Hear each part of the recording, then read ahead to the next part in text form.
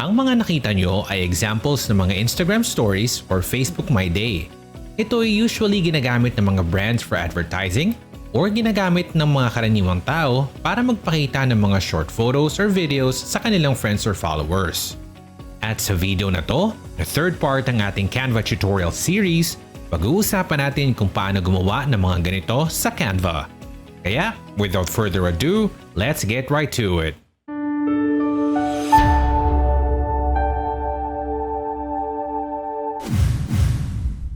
What's up everyone? It's Prab.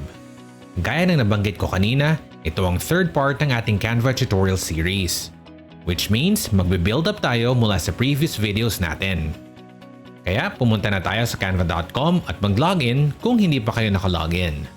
Pagdating natin sa homepage ng Canva, makikita ulit natin itong What Will You Design dito sa gitna. Merong mga different tabs dito, itong For You, Presentations, Social Media, Video, Print Products at iba pa. I-click natin ang pangatlo mula sa left, itong social media. Pagkatapos dito sa sub-options niya, i-click natin ang Instagram Story. Pagka-click natin ang Instagram Story, may magpa-pop up na window at hintayin natin mag-load ito. I-close natin itong pop-up sa gitna na nagsasabing Say it with a sticker. Ngayon, itong rectangle sa gitna, ito ang canvas natin. Siguro naman by this time, familiar na tayo dito sa menu bar sa taas. In addition, alam na rin natin kung anong ginagawa nitong menu sa left side. Kaya hindi na ako mag-elaborate kung para saan itong mga to. Again, dahil gusto natin maging organized, siguraduhin nating malagyan natin to ng proper file name. Para gawin yon, i-click natin itong file. And then dito sa nagsasabing Untitled Design Your Story, i-click natin itong parang pen icon. Palitan natin ang pangalan. For this example, ilalagay ko ang promotional story. Then hit enter on your keyboard. Pagkatapos, mag-upload tayo ng previous work natin.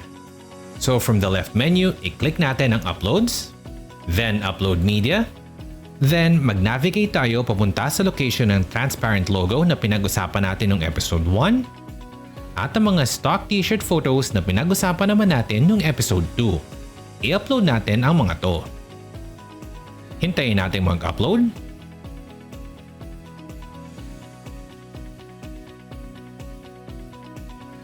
Okay, ngayong uploaded na sila, it's time to make the promotional story proper. In simple terms, ang purpose nito ay i-remind natin ang friends or followers natin na may bago tayong i-release na product which is based on the promotional post sa previous video. So first, let's start with a white background. I-click natin itong black logo para mapunta siya sa center ng canvas. Ilagay natin sa tamang position. Paano natin gagawin yon? Dito sa may upper right portion ng working area natin, hanapin natin itong position at i-click natin. Pagkatapos dito sa drop down, i-click natin ang top and then i-click natin ang center kung hindi pa ito nakaklik ha. Pagkatapos, let's click outside. Ngayon, makikita natin na nasa may upper middle portion na itong black logo. Then, bumalik tayo dito sa Uploads tab at i-click naman natin ang black t-shirt. Again, itong black t-shirt ay mapupunta sa gitna. Pagkatapos, maghahanap tayo ng mga gumagalaw na elements para naman magmukhang lively itong story natin. To do that, i-click natin dito sa left itong Elements tab. And then if you notice, meron siyang search box dito sa taas. Itong nagsasabing search anything from Canva. I-type natin ang words na new post. Then hit enter.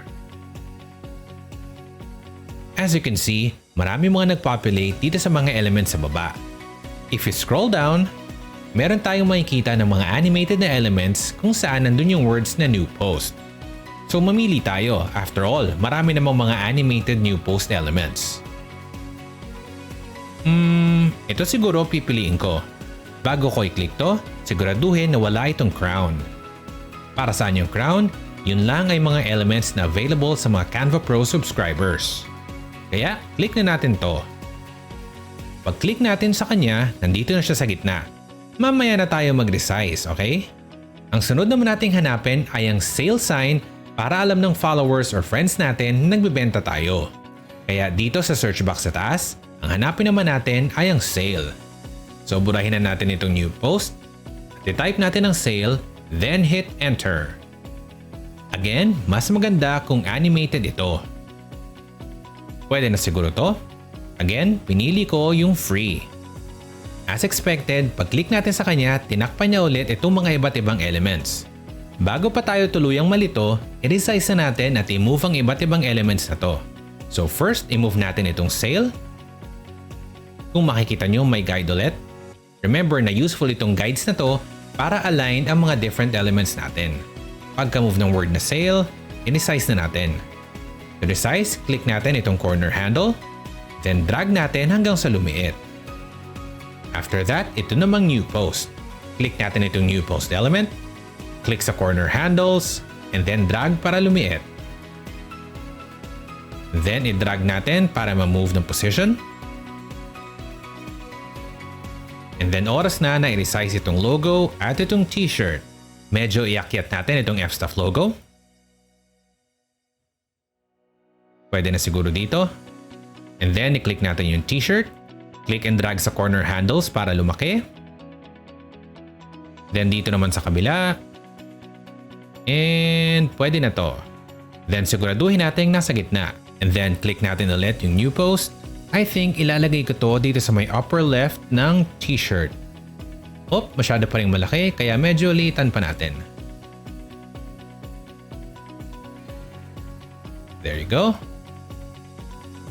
And i-align lang natin ng maayos. Masyado silang nagsisiksikan dito sa taas kaya i-drag natin pababa. Yung new post, pati yung t-shirt baba natin ng konti.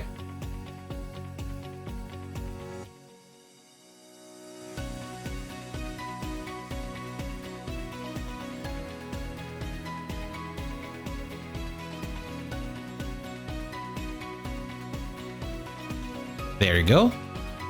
Now all that's left is lagyan natin ng text element to add more details. To add the text element, i-click natin itong text dito sa may left side menu. Pagkatapos, click natin ang add a heading. And then palitan natin ng font.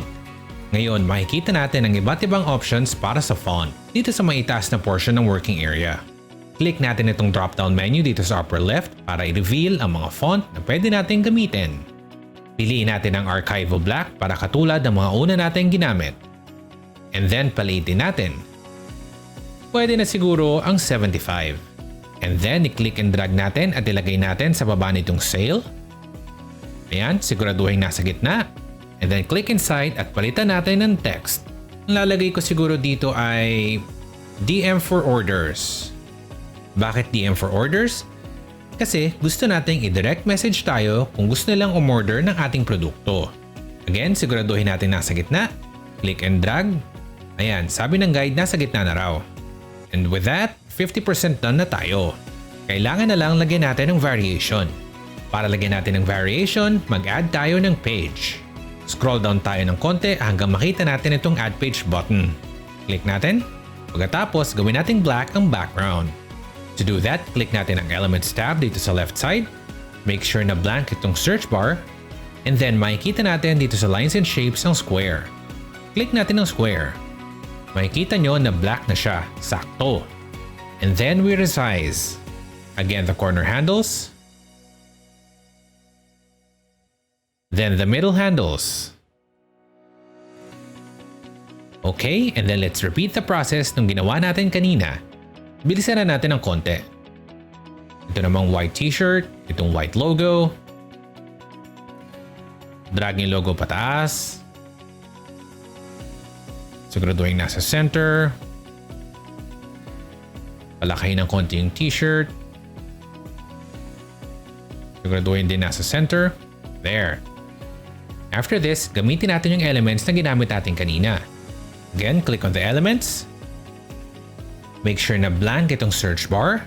Pagkatapos, makikita natin dito sa recently used yung mga recently used nating elements. Again, bilisan na natin.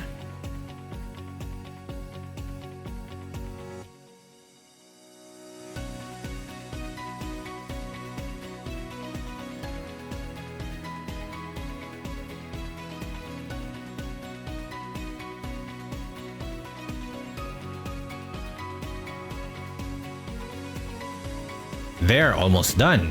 Kailangan na lang i-duplicate natin yung text element natin sa taas. To do that, scroll back up tayo. Click natin ang text element. And then i-duplicate natin to. To duplicate, dito sa upper right portion ng canvas natin, i-click natin itong plus icon sa tabi nitong garbage can. Pag hinover nyo saglit ang mouse pointer nyo, makikita nyo yung word na duplicate. Click nyo to. And then palitan natin ang font color by clicking here.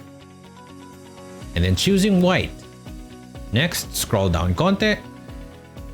And then i-drag natin itong bagong text element and then dalhin natin sa baba nitong sale.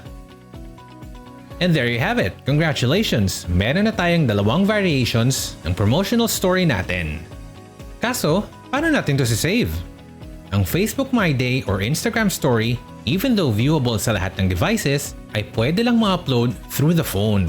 Which is why ang gagawin natin, ida-download natin ang Canva app mula sa Google Play Store or Apple App Store.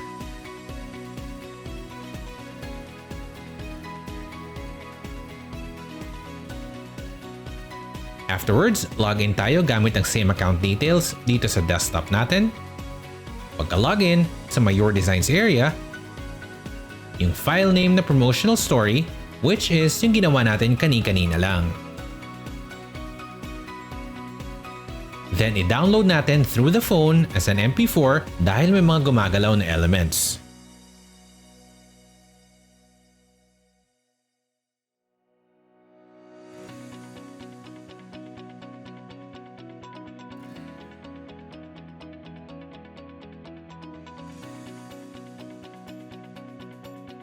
At pagka-download, ready na siya for upload sa social media.